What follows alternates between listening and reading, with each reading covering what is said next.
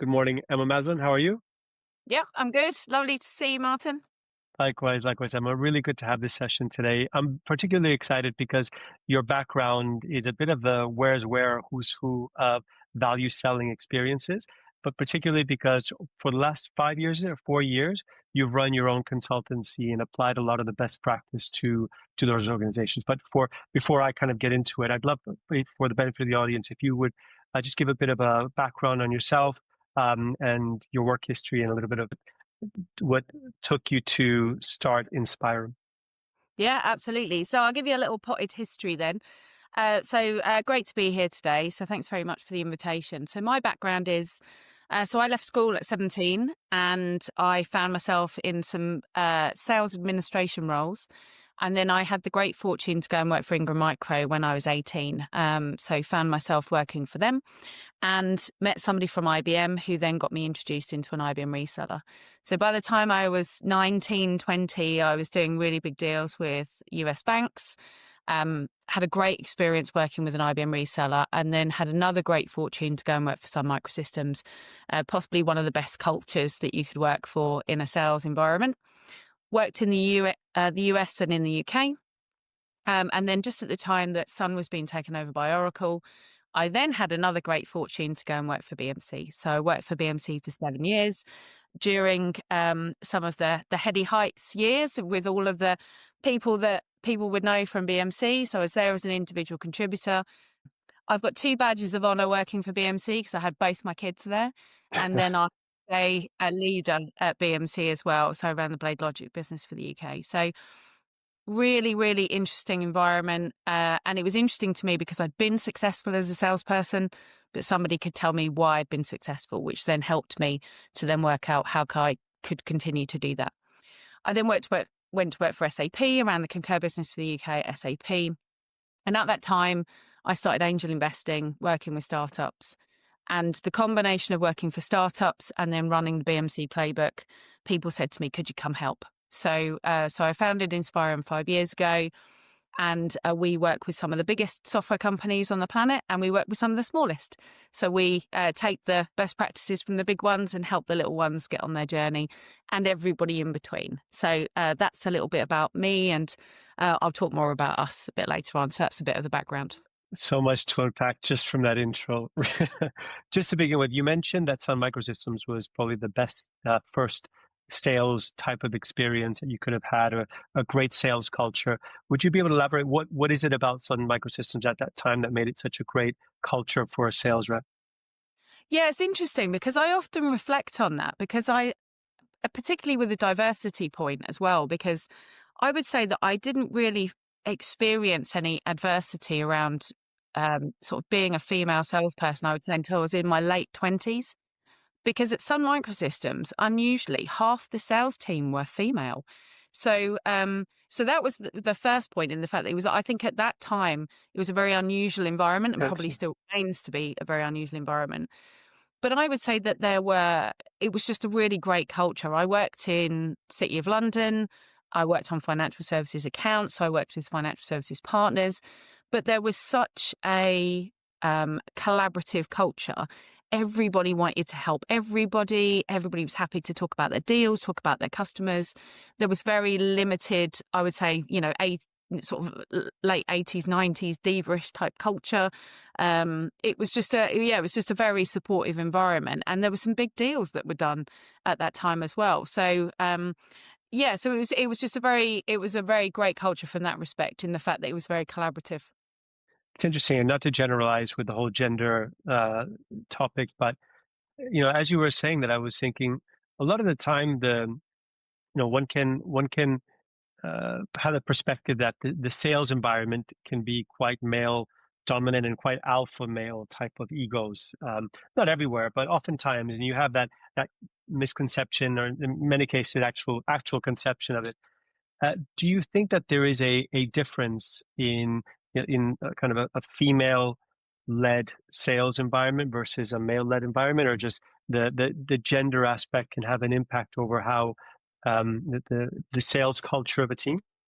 Yeah, I think I would say that I think it depends on the individual that's leading it rather than it being about the gender, because I think about some of the the best salespeople I've ever worked with, I would say equally male and female. But I would say that the common thread through their success has always been people who they're very collaborative. They listen to customers. They're trying to do the best thing for their customers. So I would say that it's probably less about the gender. I think it's just an interesting observation about the amount of females that we had at Sun, which was just very unusual at the time. Yeah. Whether that was the thing that made the difference, I don't know, because the guys that worked at Sun as well were, they were amazing salespeople, and again, hugely collaborative in what they did. Yeah, fascinating. Then you talked a little about BMC, and you were there during where all the books are written about BMC and the history of Blade Logic and John McMahon and that whole universe. And it has a bit of a mythical aura around it because so many people from BMC then went on to some of the big companies, everything from Harness to MongoDB to pretty much, again, all these different large enterprise companies. What is it about BMC that was so unique? And actually, just to add to that, we tend to have on this fireside chat people who have either come from SAP and been through the value selling ethos and approach there, or from BMC. It's kind of one of the two. You've had this. You bring the perspective having worked at both. It'd be great to hear from you. How do those differ, or are there Yeah. compatibilities, and how has it enriched you? Yeah, absolutely. So I suppose just go to the BMC first of all then, but just sort of chronologically in the right order. So the thing I found really interesting about BMC was, sort of I mentioned at the start, that so somebody could tell me why I'd been successful and they could give me the labels of those things, which I found to be really curious, because I was thinking, you don't know me, you don't know my deals, you don't know my customers. So how are you able to dissect everything I've won and lost and tell me in 6 letters in medic terms why I've been successful? And I just found that to be fascinating. I just thought, wow, I could really learn something here.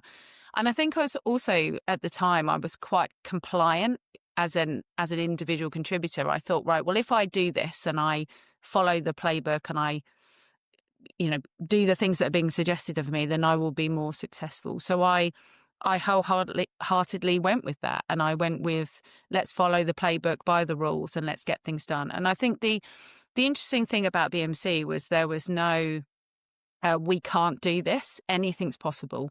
So, you want to go and get a meeting with somebody super senior that's a C-suite individual to talk about patching. We're going to go and get that meeting, right? That's what we're going to do. So I think I really enjoyed the process. I enjoyed I enjoyed the structure of it as well. And, I did some really great deals there, and I was, successful, to that end. I think the other thing that was interesting about BMC was, the beginning of the concept of value selling and, the idea of having business value assessments, those types of things.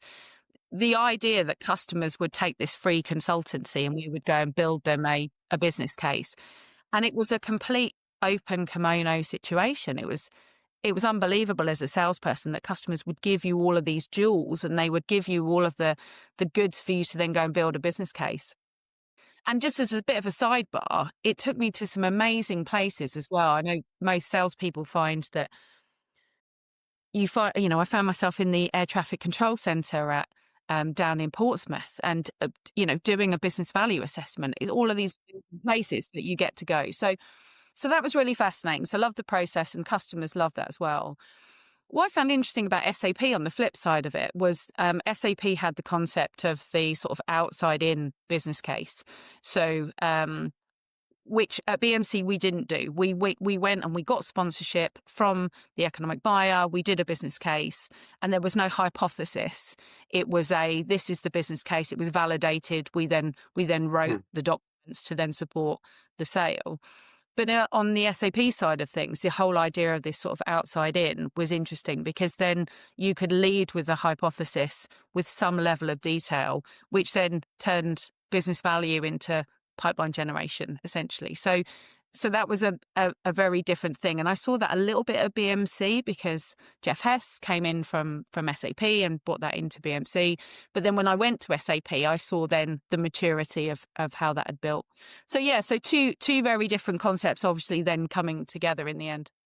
Fascinating, because specifically that latter piece of SAP and the outside in, from a Simbi perspective, we haven't had the fortune of working at BMC or SAP. Actually, I don't consider myself a very employable person. I've done pretty much entrepreneurship my whole career, but I've always had to do value selling in one way, shape, or form in order to sell the service that we were offering. And Simbi, our current product, is a business case platform. And the main use case is very much aligns with what you're saying, which is we believe that there's a market misconception that a business case is a closing tool, that it's that thing that you do at the end of the deal when your champion is saying, help me build a business case to get internal buy-in. It's kind of too late. What we found are the most successful applications of our product is when they're used from the very beginning, even in qualification, as a value hypothesis, as you said. This is a value hypothesis, this is the value we think we can bring you. Help us validate some of these assumptions. It invites the prospect to either validate that there is an opportunity, and if there is, then to start the discovery process right there and then. It sounds like SAP was very much of that ilk. Yeah, absolutely. I think many of the companies that I've worked with over time, and the ones that I've worked for as well, I think have definitely matured on this subject now, because like you say, it was, the business value assessment was almost seen, I think actually in the beginning, it wasn't really seen as a closing tool at BMC. It was seen as a way to lock out the competition. If you Right. got to the economic buyer first and you got them to secure the 2 weeks where we do a BVA, then if you were the one that got it approved, then everybody else was locked out, and you saw it as a way to get vendor of choice. We're investing in you, Mr. and Mrs. Customer, lock everybody else out of this now. And then it became a closing tool.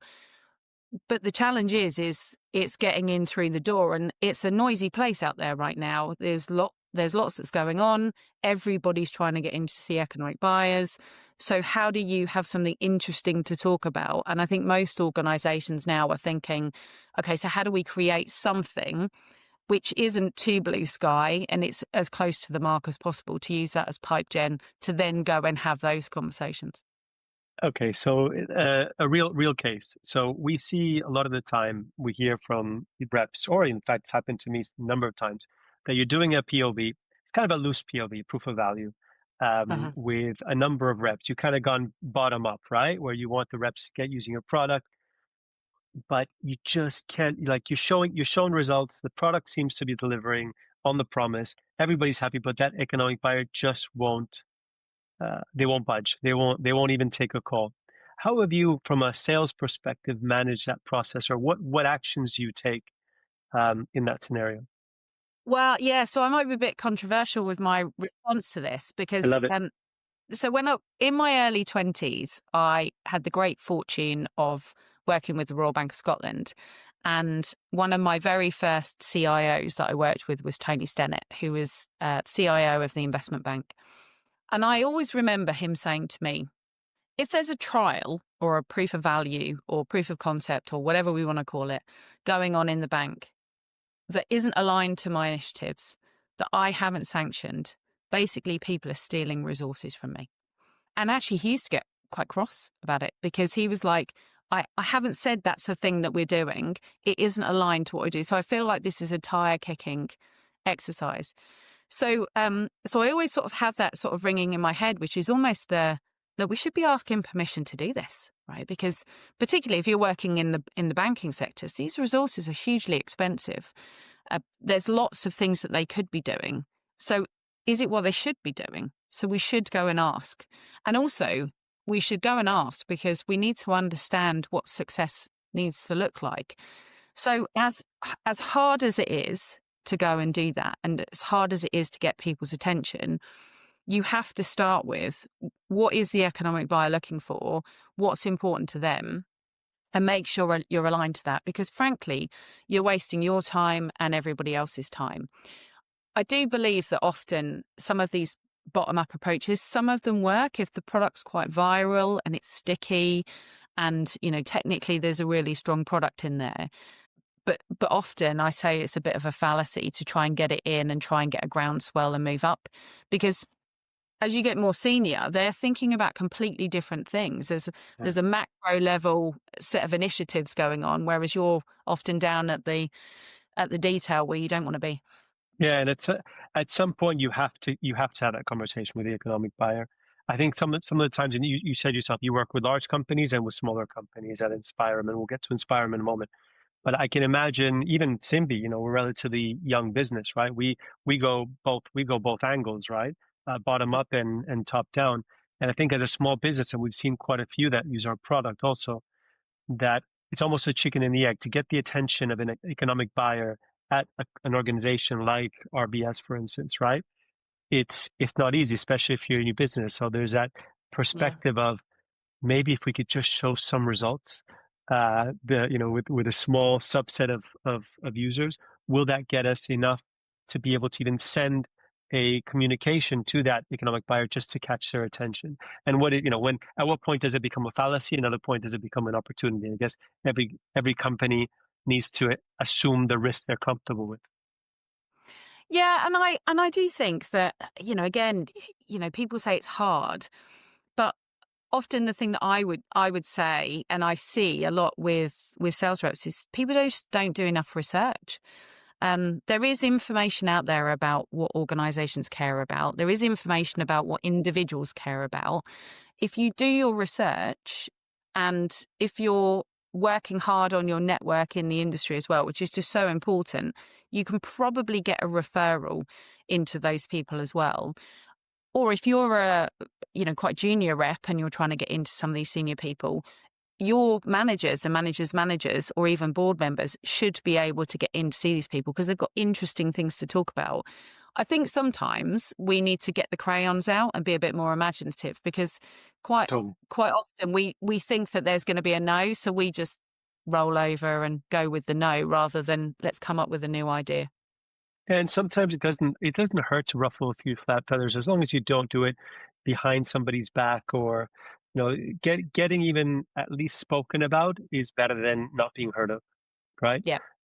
So I'd love to learn more about Inspirem. So you from after SAP, where did you move? Did you start Inspirem right after? Yeah, so started Inspire after SAP, so just before COVID. And the Perfect thing time that, to start a new business. yeah, perfect time to start a new business. So the thing that I saw, I think, was a couple of things. So, great salespeople, I think they do the right thing in front of the customer. But I think where we've seen some great sales enablement over time, and then some not so great sales enablement over time. And often that's where we start with sort of false environments and a data-driven approach to getting people to doing the right thing, rather than in front of a customer. Are you asking the right questions? Are you taking them down the right road? Are you following a process? So, and I'd seen some great examples of that and some poor ones. And so when people said, "Oh, could you come and help with the playbook?" I thought, right, well, let's go with all the really great examples of how people have sold some amazing deals over the years, and how people have got on that road. So let's take those examples and let's try and package that up and get more salespeople being successful using some of those stories. So we're very much we do consultancy, but we do a lot of sales training and execution of the plan. But we're very story led. We're very real life application story led, based on examples that myself and some of the other coaches have. Is it a methodology that is unique to you, or are you applying interweaving other types of sales methodologies, like Medic from a qualification perspective and other? Yep. So we do Medic. We've got other things that we touch. We quite often do some work with, touching on things like Challenger, but Medic's very much at the heart of what we do, just Sure. because myself and some of the other coaches have worked extensively with Medic. And also we've seen it be successful for us as well. So we've had that application, we've gone on that journey, we had that light bulb moment, and then we've now been successful with that. So a lot of what we do is applied to Medic, but that's not all we do, because things like, territory planning, account planning, thinking about your pipeline reconciliation, whilst that's aligned to Medic and value-based selling, it's not exclusively, it could be for anything. And you said you started just before COVID. What was that period like from launch going through the COVID experience and now, a few years later where the market seems to be starting to pick up again? Yeah, so I suppose I had a bit of a portfolio career when I left SAP. So I was doing a bit of consulting. I hadn't imagined it was going to turn into what it turned into now. I sort of convinced myself I was semi-retiring and just going to do a week. And I was angel investing. And I was on some boards, and I joined the board of Refuge and a bunch of other things. And then just over time, it grew from there. So we were working with some really early stage businesses and back in the beginning. And then we had the really great fortune of signing Redgate Software really early on, sort of in our infancy. And sort of the rest was history, really. So I've helped a couple of organisations out in the meantime with some of their go-to-market, but we're now working, as I mentioned, with some of the biggest companies and still operate with those smaller ones as well. So it's been really interesting. I think there is still whilst the economy changes and priority changes, it's so important to keep investing in the go-to-market, investing in salespeople and all of the other roles around that, to just keep reminding people about how they keep their ideas fresh. Because in any downturn, there are successful salespeople. In any economic changes that there are, look at some of the things that's going on in the US at the moment, there is opportunity for people, but we have to keep refreshing our ideas and coming up with new ways of getting into our customers, because again, the world is noisy. So I think it's a great place for us to be successful.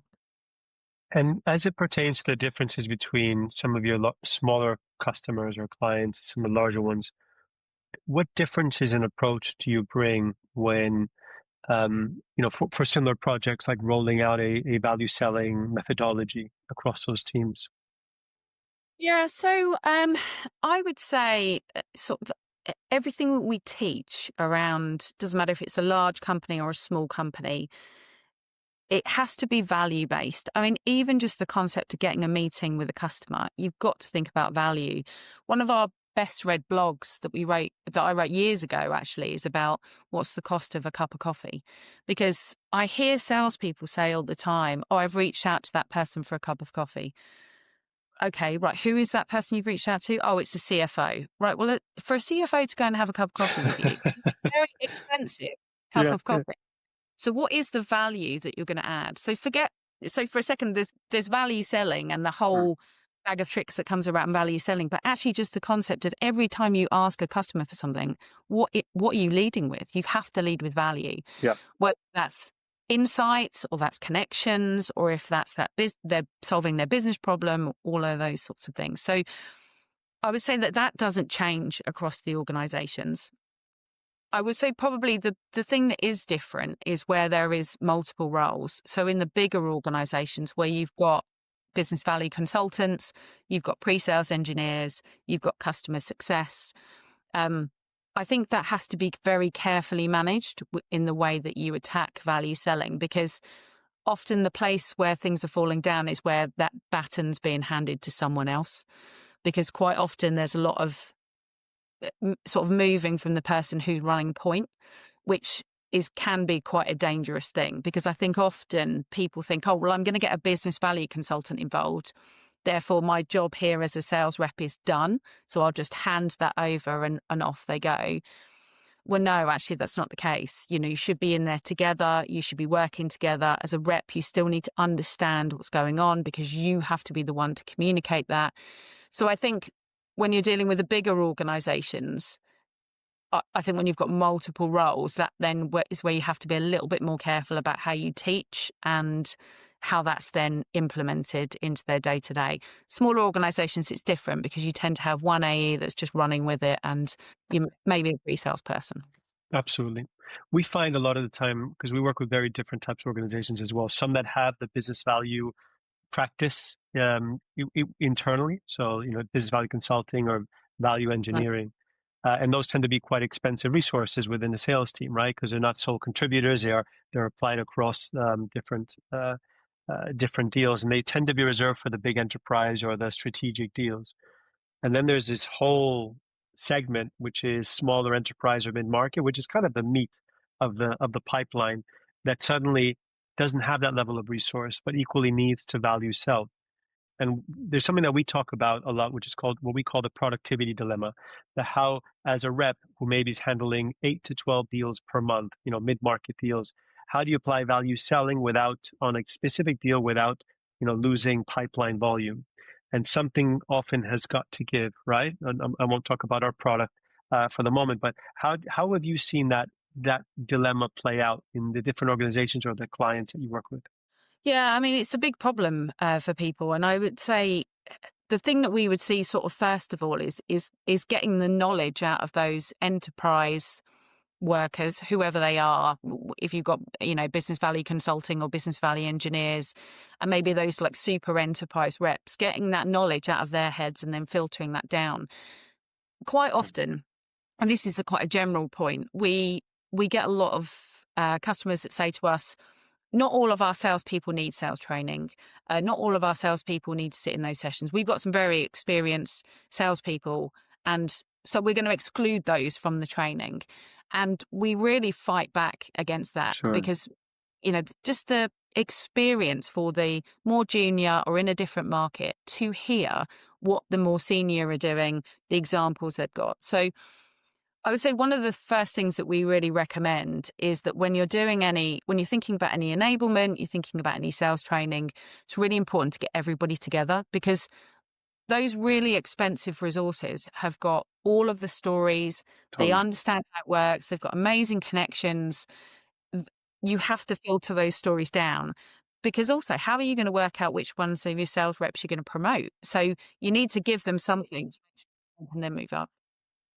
So I think that helps with productivity, getting the stories out for sure. But I think having the right tools as well, and not showering people with loads of tools, but making sure that value cases are very clearly articulated.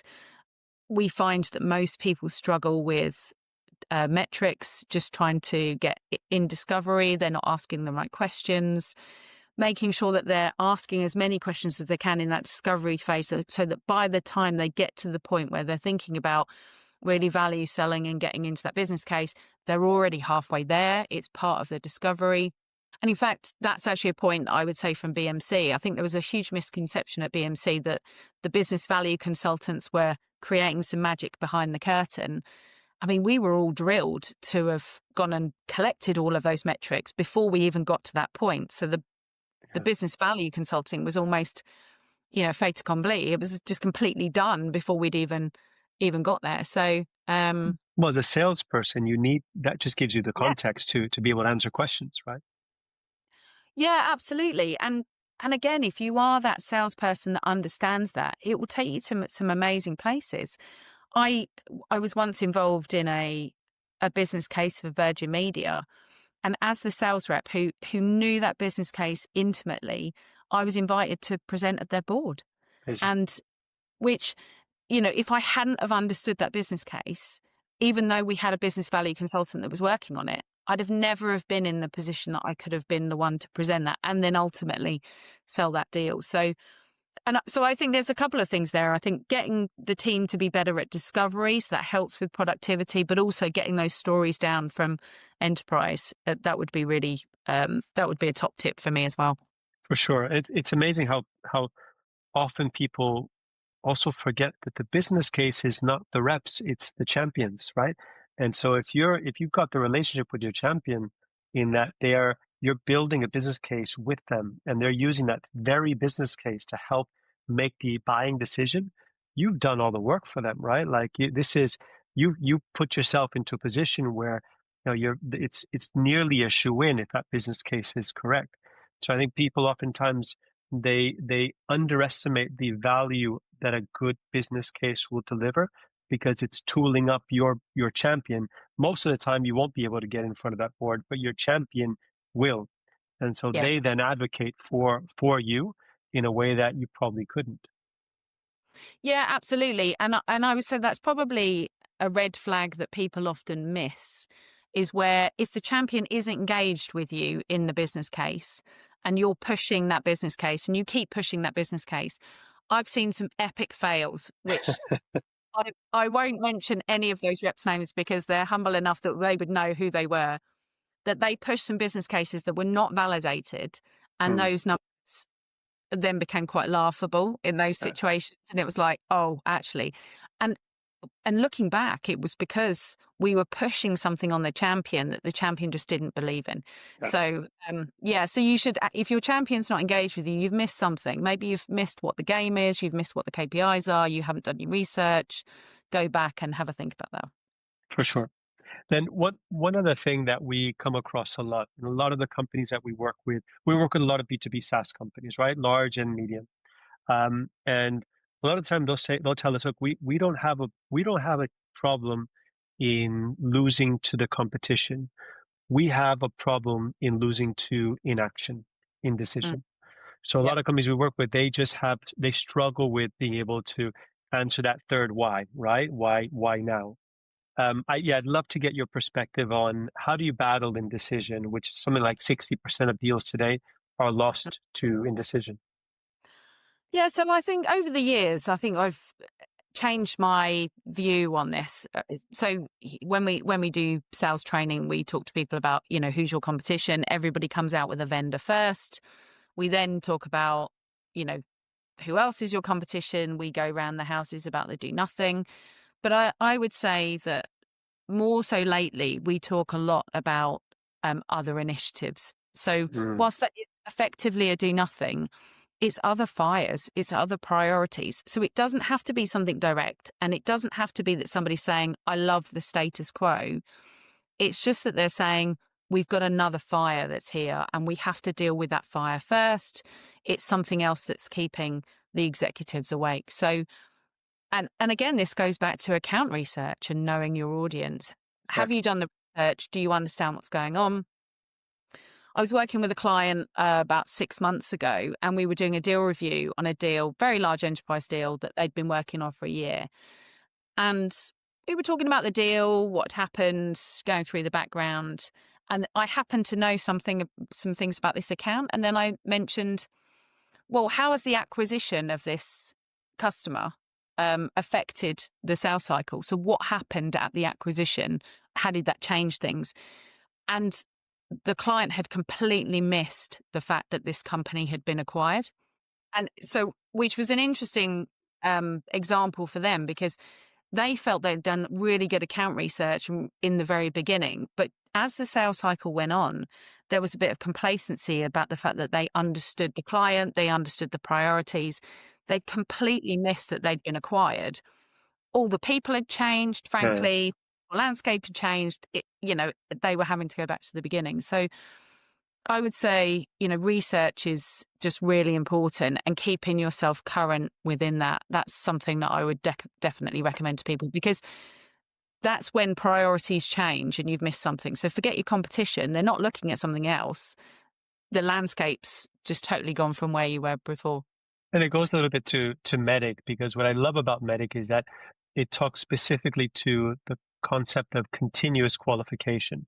You don't Yeah. do deal qualification once, you continuously qualify because things can change. Company initiatives may vary. Some external force may cause the company to have to switch gears. And so it's so important because obviously from a forecasting perspective, a rep needs to be able to qualify that deal continuously to get to a point of confidence in that deal closing. Yeah. Yeah, absolutely. We say to people all the time, spend your time in discovery, super important. But when you get to that sort of sticky middle, if things aren't I love moving along in the sticky it. middle, go back to the beginning. So start with start with identify pain, implicate pain, Mm.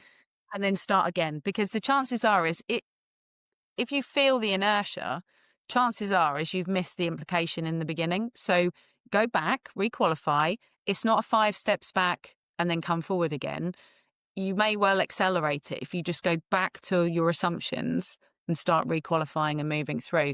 And the same at the end. We talk about it's the fire that's lit underneath the customer. What is the pain? I love it. Is that purgatorial sticky middle? I love that Yeah, yeah, concept. And absolutely. We love talking about the sticky middle. yeah, it's riddled with pain on both sides. Um, Emma, that's fantastic. Thank you. I do have a couple of final questions for you. Okay. In your various experiences in in some of the top sales organizations out there, who have been some of the people that you've worked with who really stood out? Who's the best value seller that you've ever worked with? Uh, so I said in the prep for this, I just didn't know if I was, it's like, how do you choose between your children? Um, all of the great salespeople that I've worked with. So I'm going to cheat and I'm going to name a few actually. No problem. Laura Turner, who works for us, she has worked for me in many organizations. Laura was actually one of the very first salespeople that I met as Sun, who was selling to Nomura and Fidelity at the time, sort of back in the day. And, I've always admired Laura's tenacity and sort of getting deals done. So she's always been amazing, always about value to the customer for sure. I know there are some people who don't want to be named, so I won't be naming those people. But Jeff Katz, actually, who worked for me at BMC, he was amazing, and John Ketley as well, who went on to great things at ServiceNow. So they're definitely some of the best value sellers that I've seen for sure. Are there any common characteristics across them that would as to why you would choose them as the best or some of the Do you know, best? I would say that their approach to pipeline generation, I think, always made sure that they always had choice. So they were relentless in their pipeline generation in the way that they would pipe gen into all different levels within an organization. Um, and I think that was then a testament to the success that they then had because they gave themselves choice. So then they didn't find themselves in a situation where they then couldn't make their quota. So I would Mm. say that probably their tenacity around pipe gen. It's funny because John McMahon in Qualified Sales Data talks about there's one rep that he says was a PG king. I forgot his name that always hit his numbers because of his pipeline generation. I Yeah, forgot his absolutely. name, but that's so important. People forget that. Yeah. Yeah, absolutely. It's about choice. That's what it's about. And as hard as pipe gen is, I always remember Reese Thomas, who's at Total Mobile ex BMC. He always said that pipe gen's the happiest moment you'll ever have because, frankly, when we're just all grateful, frankly, that it's got over the line. But it is that utopia moment. Somebody agrees to a meeting at the very beginning. Well, everything is possible at that stage, right? So if you're an optimist, those are the things that you shoot for. And then last question is you worked with, I'm sure, many amazing value engineers or business value consultants. Anyone you'd like to shout out as real leaders? Yeah, again, just so many people I could name, absolutely. But I would say probably my first introduction to value selling was at BMC, and Mark Nethercott was one of the very Right. first value engineers I worked with, or BVCs I worked with, and actually Mark helped with the Virgin deal that I mentioned earlier, and then also Dave Conrath as well, which I know Dave's probably got a million shout outs. I think they're both in both cases their credibility with customers and their non-salesy approach, which frankly was just getting so much inside information, which meant everybody was then hugely successful. And I think often pre-sales roles, business value roles, they aren't necessarily front of house. They're not the flag carriers, but they're absolutely the people that are Right. generating the opportunity for salespeople in those late stages and just really helping with credibility. So hugely grateful to both of them for what they did for me and the teams that I worked with at the time. So yeah, amazing individuals. It's amazing. And you're right. They bring a lot of relatability into those meetings because it kind of, for lack of a better word, they help everybody let their guard down. Because if you're dealing somebody with a salesperson, you kind of know what the game is. But when it's somebody else that you're talking much more about business problems that it's kind of a third independent neutral party. It does enable a conversation where maybe there's more vulnerability sharing in pain points and what those mean. And if you're good at that kind of conversation, then inevitably you'll be able to identify a lot of areas of value. Yeah, yeah, absolutely. I think they both had that sort of bedside manner to be able Yeah. to really extract that out of the customer. And we got some amazing stories out of customers, which again were anecdotes because there was a level of vulnerability there, which Mm, again sort of helped us get those deals over the line. Yeah. absolutely. Emma, thank you so much for your time today. Really, really enjoyed this session. No, I really enjoyed reminiscing actually about the early days of value selling. So thanks very much for the invite. Pleasure.